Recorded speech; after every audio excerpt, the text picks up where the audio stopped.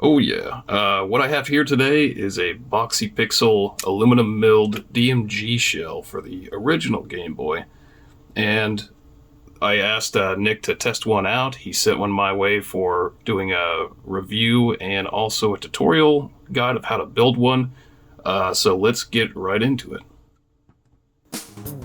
Things that you will need to do this build are the shell, of course. The aluminum milled shell from Boxy Pixel. This is the front, the back, battery cover, thumb screw for the battery cover to hold it onto the back shell, and hardware, of course. And these are going to be the optional items that you might need. If you're going to run standard nickel metal hydride batteries or alkaline AA's, the standard batteries for a DMG, you're going to need these 3D printed isolators for the batteries. They hold onto the metal clips for the battery contacts. If you're going to be running a lithium battery pack like I am, you'll probably need a charger, a battery pack. This one is a 125054, that's the battery size. It's listed as a 2300 milliamp hour battery, but I believe this is actually a 3000. And also a 3D printed bracket for the charger that I made. And another optional item is buttons. These are the CNC milled ones from Boxy Pixel, but you can use standard buttons, I believe. I may go in favor of silicone buttons later on. I really like the feel of those, but these are really beautiful. Also for my build, I'm going to be using the OSD Display IPS kit. I picked this one up from RGRS, that's a retro gaming repair shop. I have the driver board for the IPS kit, this is the driver board that's already connected to the LCD display here. This is the main board for the buttons and stuff like that. It has a Thumbwheel control for the OSD options. It does come with a lens, I guess, but I went ahead and bought another one just in case I got a color that I didn't like. I really wanted the black for my green shell. Comes with a spacer plate or something to keep the LCD in situ within the shell. And I think you may be able to use the RIPS kit. I opted in favor of the OSD because it looks like it would fit really well. I believe Tito at Macho Nacho Productions used the OSD as well. I love the OSD functionality, so if you want my recommendation, this is the kit to use. I've used it in another DMG build, and it's amazing. I love it.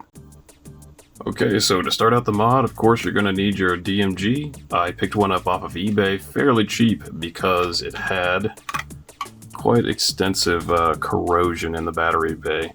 I've taken this one apart to test it to make sure that it is okay, and it does work, which is why I'm opting in my build for a lithium battery pack. But if yours is working fine and runs on battery still, you can use the battery isolators that I covered at the start of the video.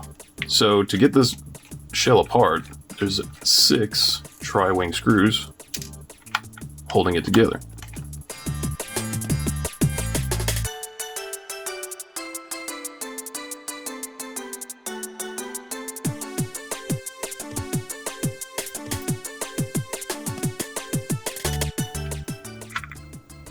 Okay, we have all 6 screws removed. You can see there is a connecting ribbon from the front the front PCB to the back PCB. Both of these PCBs are screwed to their respective shells, so we need to disconnect this ribbon. I'm just going to pull it back slightly. There we go. Okay, I have the front and back shells disconnected from each other via the ribbon. We can probably get these screws off to the side. We will not be using the screws that come with the original Game Boy. Those screws are meant for threading into plastic, so you're going to use the hardware that's included with your aluminum shell, because those are meant to thread into metal. Also, we probably won't be using this front PCB unless you want to try and use the regular LCD that comes with the standard Game Boy or the buttons. I'm not going to use anything from this except for the speaker, which I will desolder later, so I'm going to put this off to the side for now. From here, I'm just going to be using the lower shell and lower PCB that has the card slot on it. It connects to the headphone board and also the power board that kind of runs along on the side here. So to remove this, it's just 2 screws. They straddle the cart slot. I'm gonna remove those, and like I said, we won't be using these as well. Also, 2 screws that hold in the headphone board.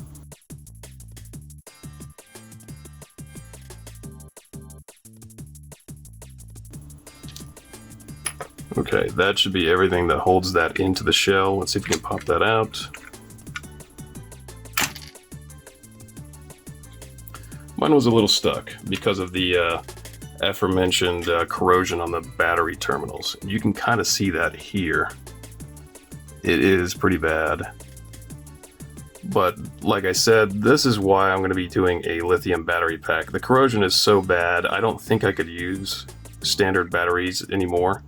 I'm going to put the power button off to the side. So I'm going to be resorting to a lithium battery pack.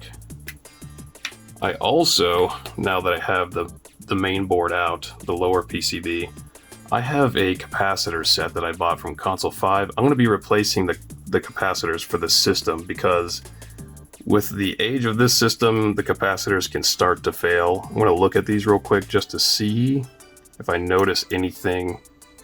Get that out. If I notice anything leaking. And it looks like most of these capacitors are fine. I don't see any bulging, any kind of corrosion. And that doesn't mean that it is fine, or that it isn't failing, I should say, because eventually these they have an electrolytic solution inside, and eventually they will start to leak out. I'm just going to take preventative measures for the future and some precaution and get them switched out. So the capacitor kit, it's really cheap. It's pretty easy to replace the capacitors for this, so it shouldn't be too much of a problem for someone to take on. So I think I'm going to replace the capacitors off screen, and then we can get back to focusing on getting this inside of an aluminum shell. Okay, so I've removed the capacitors for this main board here, the DC board, and also the headphone jack. I've replaced them with the capacitor set that I bought. Now, the thing that I'm going to take on next that you do not want to follow along with is removal of these 2 battery connectors. I'm doing a lithium battery pack for my build, but if you wanted to do standard batteries, regular AA's, you're going to want to keep these if they work. I'm going to remove mine because, like I said, I'm doing the lithium battery pack, and these will get in the way. Oh, and I've also noted on my board the year I replaced the caps, in case this falls into someone else's hands in the future and they wanted to open it up for any reason. I want them to know that I replaced the capacitors in 2022.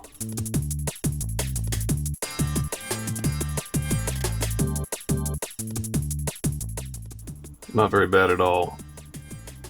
The corrosion is pretty extensive on these battery terminals. You can see some fell off here when I removed the positive side. There's still a little bit on the board that I'm going to clean up with some rubbing alcohol and a toothbrush, I think.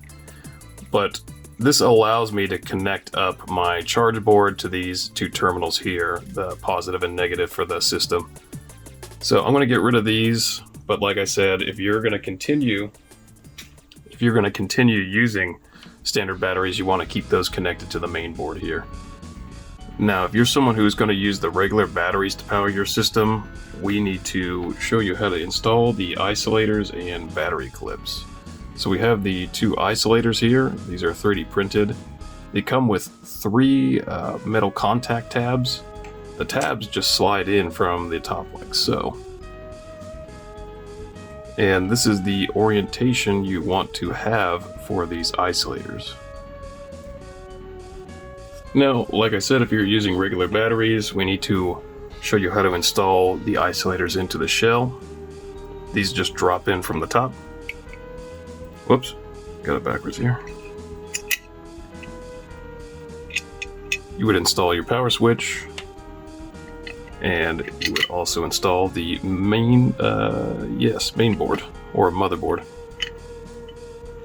Everything fits in like so. If you're going to do a lithium battery pack, same as me, then you would not have to bother with buying these or putting these in your shell. We'll go into the steps for a lithium battery install later. But for those doing regular batteries, you would install the main board or a motherboard. You would use 2 of the longer screws. Let me grab one. 2 of the longer screws to hold in the main board. I'm rolling back my screwdriver until the threads align, like so. You want to make sure that the threads are aligned so you don't strip them out of the aluminum. Aluminum is very soft. The headphone jack board also has 2 of the longer screws holding it in.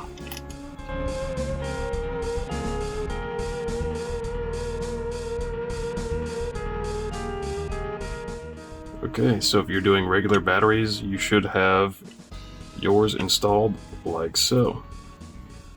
The top isolator is already in place. You drop that in from the underside or the inside of the shell. This just drops in from the top. There is a screw post down here where we're going to use one of the smaller provided screws.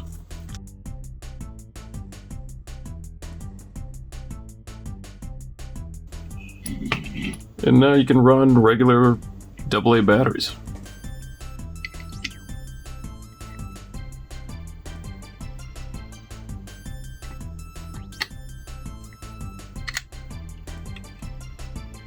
Yeah, they would just fit in like that.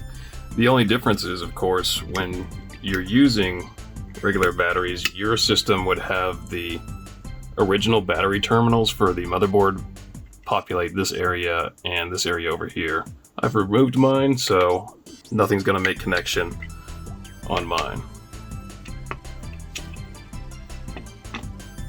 Now, if you're like me and you're going to be using a lithium battery pack, you should probably grab 2 color-coded wires. I'm going to use red for power, black for ground. It's pretty standard.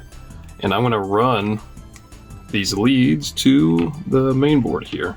You can see this battery terminal tab that was here, that's labeled positive. This one over here is labeled negative. That's the ground, that's the power. I have some thicker gauge wire that is silicone coated. I love using this stuff.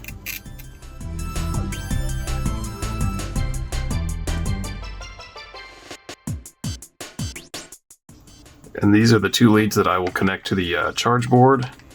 Let's get the lower shell in frame. I have my lower shell. I've already placed in the power switch. I'm just going to drop in the motherboard or the main board. Make sure that these side boards and accessory boards like the power board and the headphone jack board are in place. Get these out of the way for now. And we need to secure in the motherboard, so I'm going to use 2 of the longer screws that are provided, rolling the screwdriver back so that I can make a good connection to the threads. You do not want to strip out the threads for the aluminum. It would be a nightmare. So make sure that the threads are aligned before forcing them in or running them in.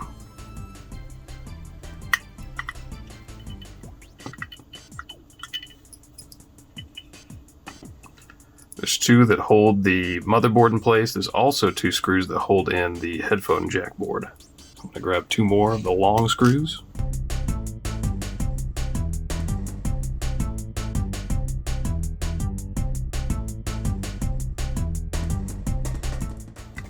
Shouldn't really need any force to get those screws run in. Now that the motherboard's in place with our leads, I'm just going to run these through the openings.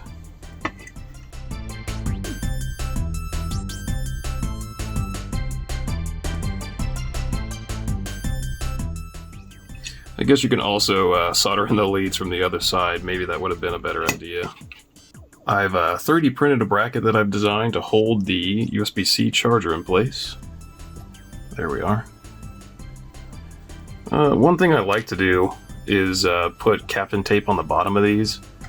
This shell is coated with anodization. It's supposed to not conduct electricity across the surface, but I like to do that just as an extra precaution. So I'm going to coat the back of this with some Captain tape. I happen to have extra large Captain tape, which is very nice. I'm just going to cut off the excess now.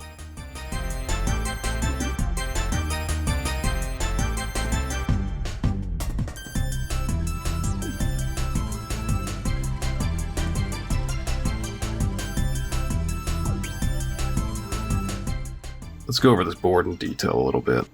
On the charger board, you can see two pads labeled B plus and B minus. B plus and B minus. This is for battery positive and battery negative. The top one here is out positive and out negative.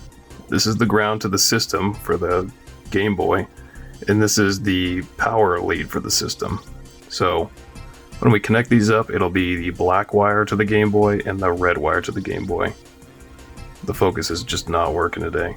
Okay, let's get this connected. I want to just get this in place roughly of where it will sit, so I can figure out how much of this I need to cut down.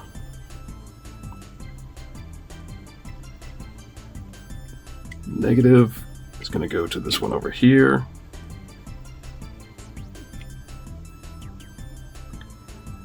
Just going to put a bend roughly of where I want to trim. I'm going to trim a little bit after that, so I have some play. Do the same with the positive. Positive is going to run over. Then I'm going to have it come over the board and fold back a little bit. So I'm going to cut roughly around here. I have the two ends stripped. I want to apply some solder to it. Tin it up just to get it ready. Have the bracket. Bracket just fits down right over top of it. Like that. I'm going to use the smaller set of screws, just one of those. Fits on this boss down here.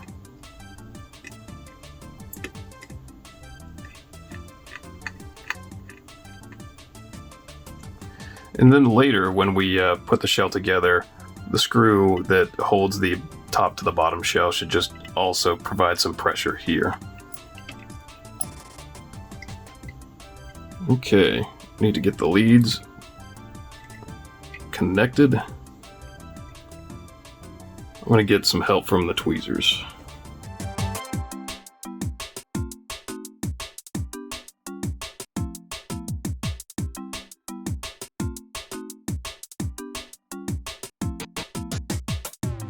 And then later, of course, we can work on wire management if we want to make it look extra nice.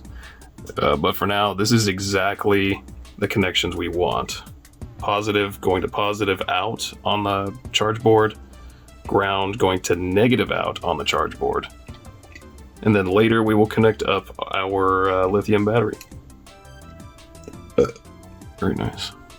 Alright, so at this point you should have the lower shell with the motherboard and then the accessory boards in the lower shell with the power switch. You should also have your respective battery solutions kind of tended to.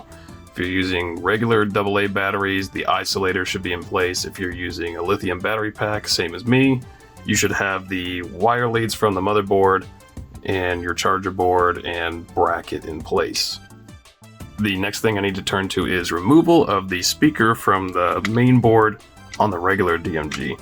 The speaker works fine, and I need to use it for the IPS OSD kit. So I'm going to remove this from the front shell.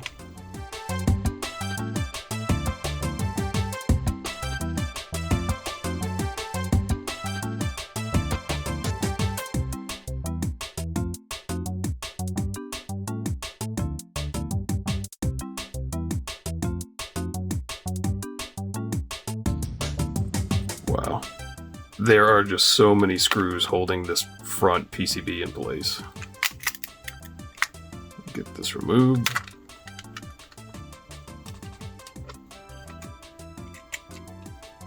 There we go. And I need my start and select button, so I'm going to take that out of the front shell for now.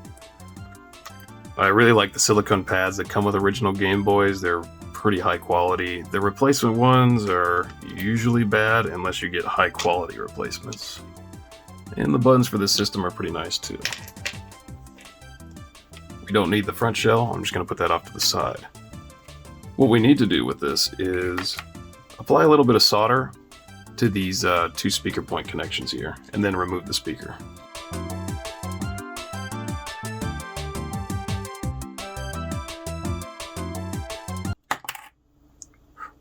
Alright, we have our speaker. I need to get the IPS kit. This is going to be the screen bracket slash centering bracket for the LCD. I'm going to save this for a little bit later. I'm going to focus on this main PCB here. We need to attach the speaker to this.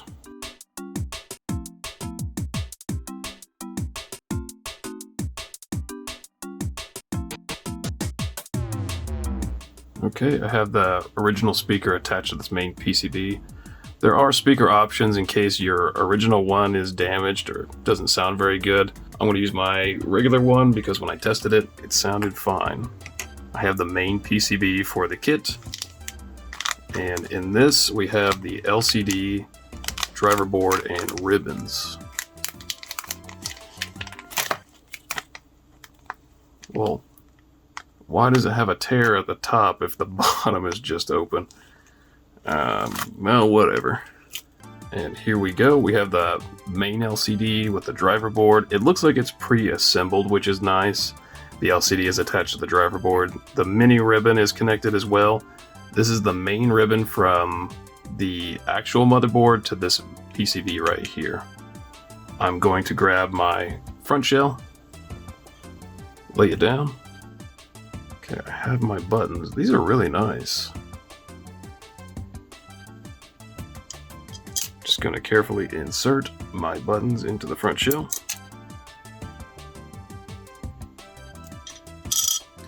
What I like to do, since I don't have like a build plate or a jig meant to hold this, I like to use like a roll of tape under the buttons, because when you lay it flat on the table, it just pushes the buttons up and they don't seat properly. It makes it really annoying to assemble something. So for me, I have a roll of Captain tape. I'll just set that down like a donut and lay it in like that. It makes it a lot easier for assembly.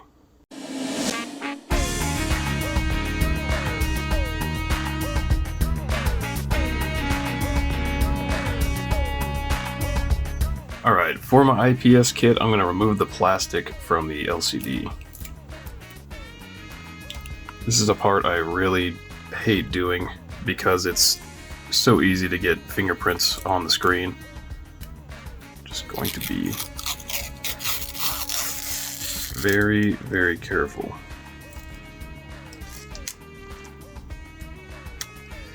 And for me, it really seems like no matter how hard I try, there always seems to be some dust or something that gets on there and just ruins it. It makes it so difficult to get it installed cleanly. I'm just going to set this in here for now and then come in with the bracket. Okay, it was a bit of a dance to get the screen bracket in place. I thought the screen bracket completely enveloped the LCD and driver board, but the LCD driver board pokes out through the top. There's a little cutout here for the ribbon from the LCD to connect to the driver board. So I just made a boo-boo there. Install it like so. But what I did notice is the screen bracket has a little bit of play with both the LCD and where it sits in the shell. I think I'm gonna use just a little bit of hot glue around maybe the top and side to keep the LCD from wiggling. I don't want it to have like a slight angle to it that I can't get rid of later on, so I'm going to add just a little bit of hot glue in some places to make sure that this doesn't move too much. a little bit of hot glue in place. I understand that if that's not for you, a lot of people really don't like using hot glue, and that's absolutely fine. The benefit of using hot glue though is that it holds pretty well, especially if you have high temp hot glue. You make sure that, of course, you don't apply that to the LCD for very long because that can melt the diffuser that's on the inside. So you have to be careful where you're using high temp hot glue, but it holds really well. And you can remove it really easily later on with isopropyl alcohol. That's why I like to use it.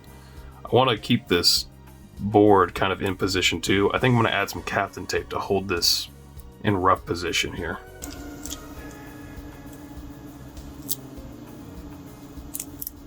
Okay, we have the buttons, LCD driver, the tiny ribbon that connects it all. Need to drop in the PCB for the front. Now, to secure this board into the top shell, we're going to use the shorter screws.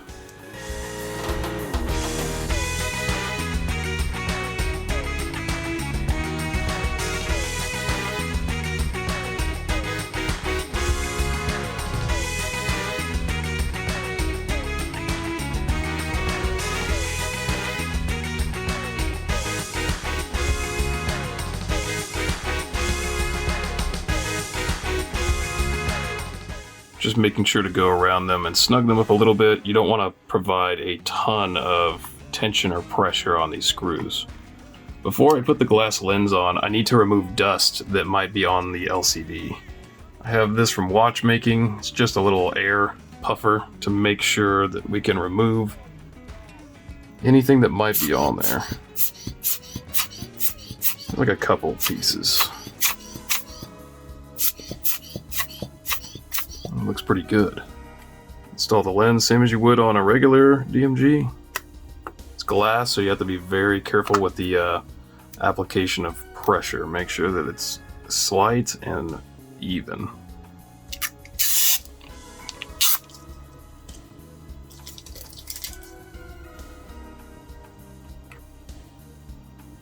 That is not bad at all. I really love how the buttons work with the green. Okay. We have our ribbon connector. We need to install this from the front PCB to later connect up with the main board or the motherboard. When you install this, you want to make sure that the connectors are side up. So the metal contacts there, that's going to be facing up. Always found these very difficult to get inserted easily and properly.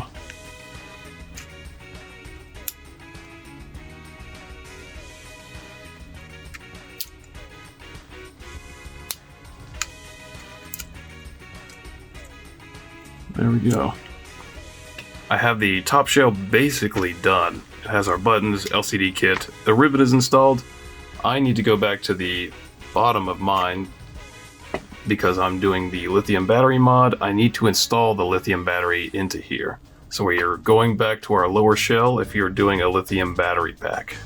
With the lower shell, I'm going to flip it over to reveal the battery bay. I have my lithium battery. This still has the JST connector on here. I'm going to remove that. I'm going to give a really big warning. When you use lithium battery packs, these things can be dangerous. If you pierce them, overheat them, damage them in any way, they're likely to explode or catch on fire. And it's very difficult to stop a lithium fire. The metal burns very easily, and it does not like to extinguish. So exercise a lot of caution and concern when using these. And when you trim the connectors, you do not trim them together because that can short the battery out. Shorting out the battery can lead to a fire or, I don't know, some sparks, but you don't want to take the risk. So when you cut the connector for these, cut one at a time, just like that. I like to strip the connectors one at a time because, like I said, if these short out, these two ends, they meet, that can cause a potential fire or issue. So what I like to do is just do one at a time. I'm going to work with the ground first. Just going to strip that off. Twist the exposed wire. My soldering iron is up to temp. I'm going to add a little bit of solder to this to tin it up. This is basically the orientation I'm going to set my battery in. So I'm going to fold these under a little bit. I might trim away a little bit at this protective packaging. You normally don't want to mess with that, but I need just a little bit of length for my wire. Just going to pull that out just a little bit. You do not want to mess with that normally, like I said. So I'm going to connect up the negative end.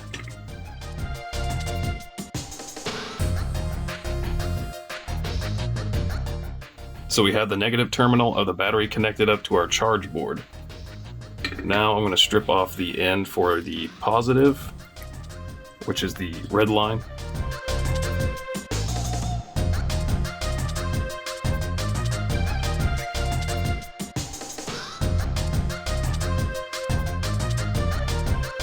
Need to be very careful, like I said. You cannot short these two connections together because that would be a tragedy. Use my tweezers to aid me. Let me pull in actually. Let me zoom in so you can see exactly what I'm doing. Okay, I've zoomed in, so I hope that's a little bit better. I'm going to use my tweezers. It really aids in doing fine lead work or wire work. Just going to use them to aid in my attachment of this lead. I got it on there just a little bit. Press it down just a little bit further. I have my lithium battery pack installed. It's hooked up to the charge board. The charge board is hooked up to the system. So we're almost done with the lower shell. The only thing we need to do at this point is add the battery door. And you top it off with a nicely milled thumb screw. Well, yeah, you just have to go very, very softly, very slowly to get it started. And I would not over tighten that at all. That is a cool feature though. I love how that looks. Lower shell, we have to combine this now with the top shell. And just as a brief aside, this PCB for the kit, unfortunately the Thumbwheel is not really centered up with the available opening. It's more of a manufacturing issue with the people who make this kit and PCB. If it was centered up, then it probably wouldn't bind in the first place and you wouldn't need a spacer, but I feel like this is pretty necessary to keep it from fouling and binding up. Top shell with our ribbon cable connector. It's going to be a bit of a dance to get these two connected.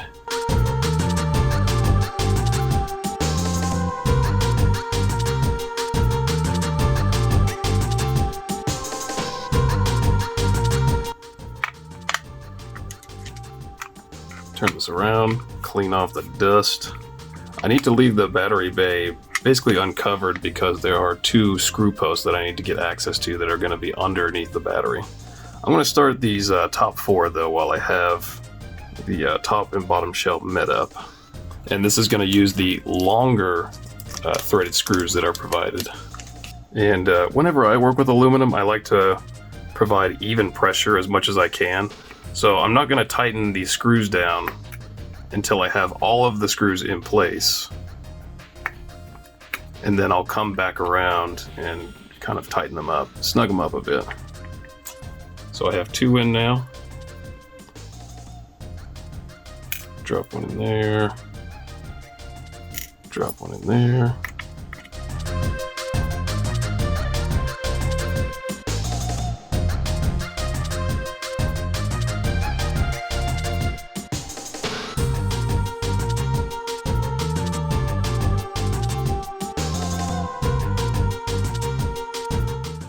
I have all the screws in place that hold the front and back shell together, all six. I'm now going to go around and provide slight, even pressure until they're snugged up.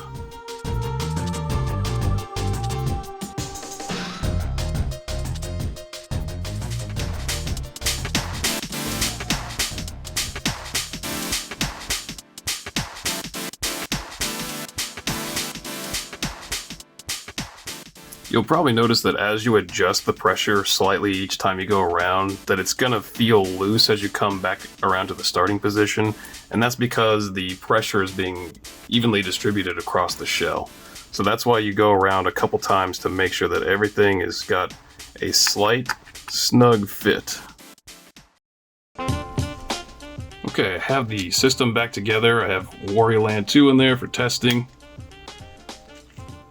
Looks like everything's assembled correctly.